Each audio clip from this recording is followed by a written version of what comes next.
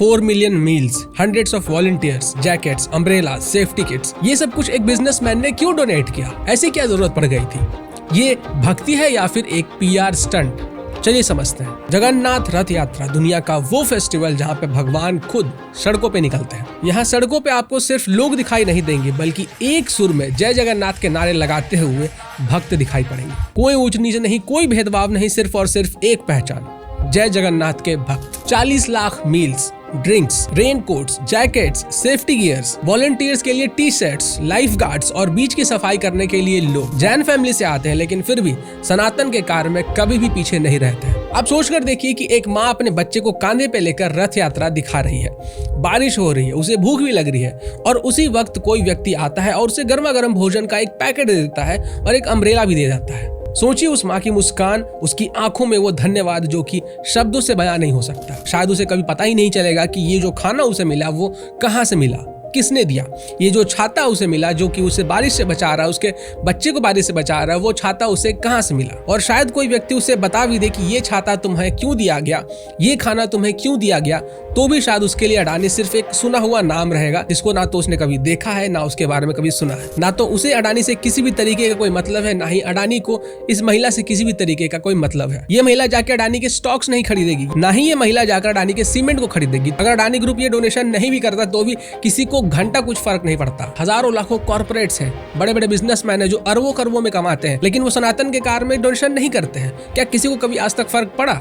नहीं पड़ता है। तो फिर अडानी ने ये डोनेशन आखिर क्यों किया? ऐसी क्या जरूरत पड़ गई कि उसे जहाँ से कुछ रिटर्न भी नहीं मिलेगा फिर भी वो इतना सारा पैसा डोनेट कर रहा है? इस डोनेशन से अगर कुछ लोगों को इस बार के रथ यात्रा में थोड़ा कम कष्ट होता है, थोड़ी कम परेशानियां उठानी पड़ती है, तो इससे अच्छी बात और क्या हो सकती? यही तो है असली सनातन सेवा। इस डोनेशन ने एक छोटा सा टेम्पररी बिजनेस चेन क्रिएट कर दिया। हजारों लोगों को काम मिल गया, जो पैकेजिंग करेंगे, जो फूड डिस्ट्रीब्यूशन करेंगे, जो लॉजिस्टिक्स प्रोवाइड करेंगे। ऐसे छोटे छोटे चेन कितने इंपॉर्टेंट होते हैं वो एक सीजनल बिजनेस करने वाला व्यक्ति ही समझ सकता है, जो कि हर साल इंतजार करता है कि ऐसा कोई मौका आए जब उसकी कमाई अच्छी हो। कोई टेंट वाला हो गया, चाय की टपरी लगाने वाला हो गया, कोई हलवाई हो गया, जो इस राह में रहते हैं कि इस बार जब कोई फेस्टिवल होगा तो बहुत सारे लोग आएंगे, हमारी चाय की टपरी से चाय पियेंगे, हमारी मिठाइयाँ खाएंगे, हमारे खिलौने खरीदेंगे। और जब इनकी कमाई होगी तो ये भी अपने फैमिली के साथ रथ यात्रा अच्छे से देख पाएंगे, अपने बच्चों को खिलौने खरीदवा पाएंगे और अपने मन के हिसाब से खाना खा पाएंगे। ऐसे लोगों को भी ऐसे डोनेशन से सपोर्ट करते हैं। सनातन में भक्ति और व्यापार विरोधी नहीं है, वो तो सहयात्री है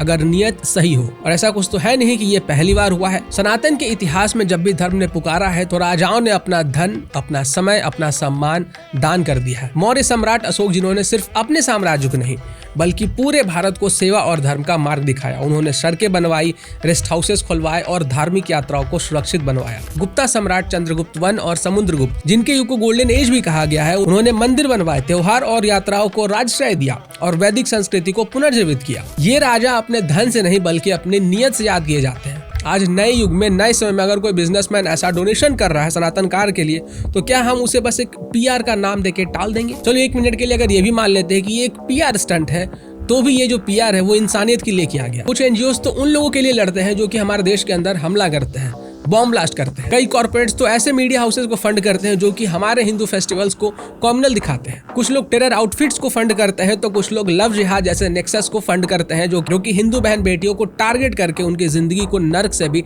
बदतर बना देते हैं। लेकिन अडानी ने जो डोनेशन दिया उससे आम जनता का ये जो रथ यात्रा था वो थोड़ा कम कष्टदायी हो गया। तो अगर कुछ लोग इसे पीआर बोल रहे हैं तो ये पीआर ही सही, कम से कम सनातन के कार्य में ये हाथ तो बटाया जा रहा है। आज अडानी ने डोनेट किया है तो अडानी को देख के और भी लोग कल डोनेट करेंगे। अगर ट्रेंड बनाना है तो सबसे पहला कदम किसी न किसी को तो आगे लेना ही होगा। जब भी कोई मिसाल बनती है तो दूसरे लोग भी सोचते हैं कि अरे हम क्या कर रहे हैं, हमें भी ये कार्य करना चाहिए, हम क्यों पीछे रहे। हमारा तो सनातन धर्म ही सिखाता है कि अच्छा काम करो। अगर आप अच्छा काम नहीं कर सकते हो तो जो अच्छा काम कर रहा है उसकी मदद करो, और अगर आप वो भी नहीं कर सकते, आपके अंदर इतना भी ताकत नहीं है, तो जो अच्छा काम कर रहा है उसकी कहानियों को लोगों तक पहुंचाओ ताकि उसकी कहानी से लोग प्रेरित हो, उस रास्ते पे चले। इतना सब कुछ डोनेट कर दिया बिना किसी शोर शराबे से, लेकिन वही मीडिया हाउस जो कि अक्सर अडानी को नीचे गिराने की कोशिश करते हैं जब भी कोई कंट्रोवर्सी होती है, वही लोग आज कह रहे हैं कि ये देखो ये तो पीआर कर रहा है, क्योंकि ये चाहते ही नहीं है कि सनातन के कार्य में डोनेट हो। हमारा जो फेस्टिवल है वो और धूमधाम से मनाया जाए, हमारे फेस्टिवल में शामिल होने वाले जो लोग हैं उनको थोड़ा कम कष्ट हो, ये जो रथ यात्रा है ये स्मूथली हो जाए, क्योंकि धीरे धीरे लोग अगर सनातन के कार्य में डोनेट करने लगेंगे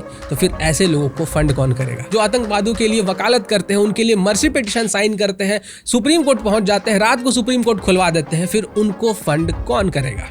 हमारा सनातन धर्म ज्यादा कुछ डिमांड नहीं करता है। हमारा सनातन धर्म सिर्फ इतना मांगता है कि क्या तुम अपने हिस्से का काम कर सकते हो। अच्छा नहीं कर सकते हो तो उनके साथ खड़े रहो, खड़े नहीं हो सकते हो तो उनकी कहानियों को शेयर करो। नमस्कार।